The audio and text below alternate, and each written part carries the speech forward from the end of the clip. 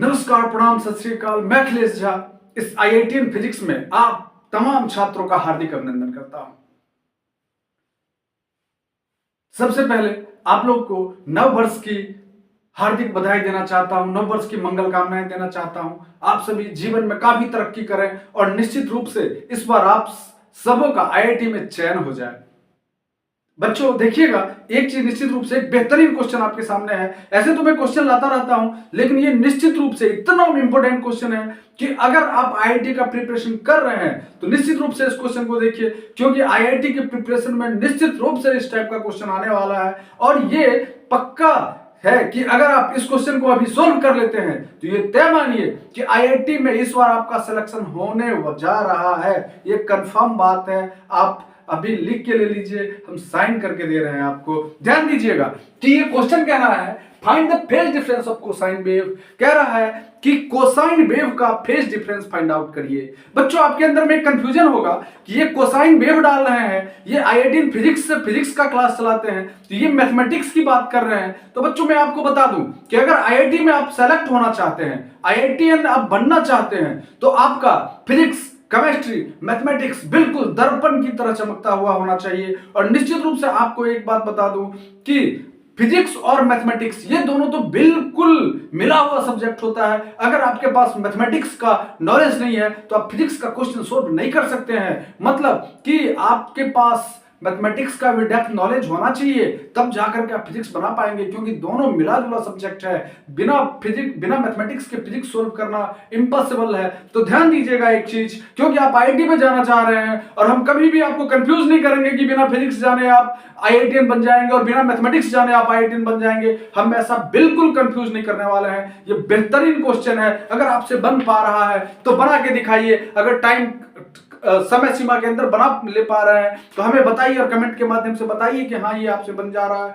तो मैं निश्चित रूप से अभी गारंटी से लिख के देता हूं कि जितने भी छात्र इस क्वेश्चन को बना लेंगे, मैं साइड में हट जा रहा हूं, इस क्वेश्चन को बनाइए। जितने भी छात्र इस क्वेश्चन को बना ले पा रहे हैं, निश्चित रूप से वो इस बार IIT में सिलेक्शन पाने वालों की लिस्ट में उनका नाम होगा श्योर एंड सर्टेन। देखिएगा क्वेश्चन क्या कह रहा है, find the phase difference of cosine wave. आपको परेशान नहीं होना है। ये कोसाइन वेव, ये साइनोसोडल वेव होता क्या है आप फिजिक्स में पढ़े होंगे, और अगर फिजिक्स नहीं पढ़े तो मैथमेटिक्स में आप साइन थीटा का वेव पढ़े होंगे, कॉस थीटा का वेव पढ़े होंगे। तो समझिए, आइए देखते हैं हम लोग। परेशान नहीं होना है। इस वेव को जैसे अगर इसको बोलते हैं तो साइन थीटा का वेव भी बोला जाता है और इसको साइनोसोडल वेव भी बोला जाता है। साइनोसोडल वेव भी बोला जाता है। देखिएगा किसको, इस प्रकार के ग्राफ को साइनोसोडल वेव भी बोला जाता है और इसको साइन थीटा का ग्राफ भी बोला जाता है मैथमेटिक्स में। और अगर आप कोसाइन वेव बनाते हैं तो कोसाइन वेव जो है वो किस टाइप का वेव होता है,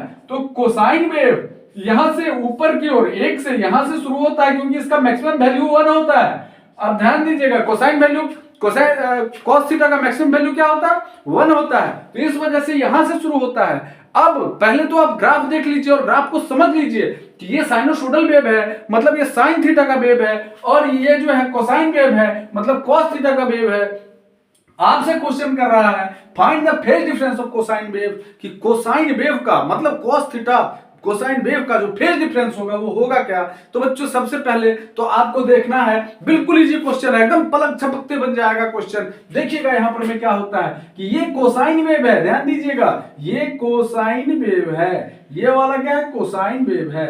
अब यहां पर देखिएगा, अब कोसाइन वेव है, लेकिन कभी भी कोई भी जो साइनोसोडल कोई भी जो वेव होती है वो हमेशा अपने इक्विलिब्रियम पोजीशन पर रहना चाहती है। अगर आप अच्छे से फिजिक्स पढ़े होंगे तो आपको याद होगा कि इस टाइप से कि अगर कोई भी चीज यहां पर अगर हम एक गोली डाल दें तो ये गोली ना तो यहां अटकेगी और ना ही यहां अटकेगी और ना ही यहां अटकेगी, हर हाल में यहां पर आकर के गोली रुकेगी।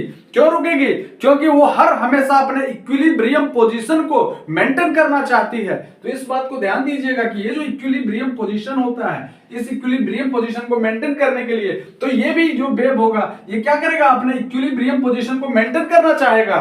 तो ये जो थीटा होगा देख लीजिएगा सबसे पहले कि ऐसा वाला ये कितना होता है, 360 होता है। 360 का मतलब क्या हो गया, 360 डिग्री हो गया। अगर इसको आधा 360 डिग्री हो गया। तो 360 डिग्री को हम लोग क्या बोल सकते हैं? जैसे पाई का वैल्यू 180 डिग्री होता है तो 360 डिग्री को 2 पाई बोल सकते हैं क्या? अच्छा, इसका आधा मतलब आधा जो हो जाएगा तो इसको क्या बोल सकते हैं? इसको 2 पाई बाई 2 कर सकते हैं। इसको मतलब 2 मतलब पाई हो गया, मतलब आधा पाई हो गया। मतलब कि ये पूरा तो 360 डिग्री हो गया, देखिएगा, मतलब ये पूरा तो 2 पाई हो गया, लेकिन यहां से यहां तक केवल कितना हो गया?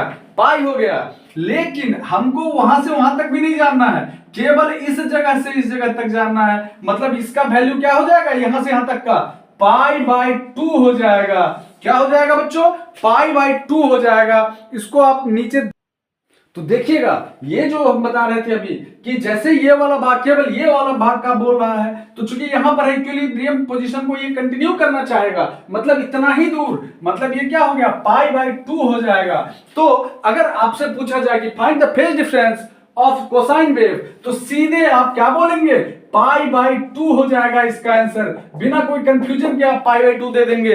लेकिन इसमें एक और क्वेश्चन राइज कर देगा, वो यहां तक तो दे दिया, लेकिन बोल देगा कि find the phase difference of cosine wave in the term of wavelength, कि वेवलेंथ के टर्म में आप इसका फेज डिफरेंस फाइंड आउट करें। तो हम लोग जानते हैं कि वेवलेंथ के टर्म में जैसे ही हम लोग फाइंड आउट करेंगे तो पाई का वैल्यू क्या होता है? लैम्डा बाई 2 होता है। तो जैसे ही पाई बाई 2 है तो क्या हो जाएगा? Lambda by 2 into lambda by 2 into 2 मतलब लैम्डा बाई 4 हो जाएगा। मतलब कि अगर सीधे बोल दे कि find the phase difference of cosine wave, और अगर ऑप्शन पाई के फॉर्म में दिया हुआ हो तो आप पाई बाई 2 दे देंगे। लेकिन अगर पाई बाई 2 के फॉर्म में ना दे करके अगर वेवलेंथ के फॉर्म में दिया हुआ हो, कभी कभी क्वेश्चन में ऐसा करता है कि आप ऑप्शन में पाई देगा ही नहीं, पाई 2 पाई, पाई बाई 2, पाई बाई 3 ऐसा कुछ देगा ही नहीं, वो वेवलेंथ के फॉर्म में ही दे देगा, lambda by 2, lambda by 4, lambda by 3, lambda by 2। तो आप क्या करेंगे?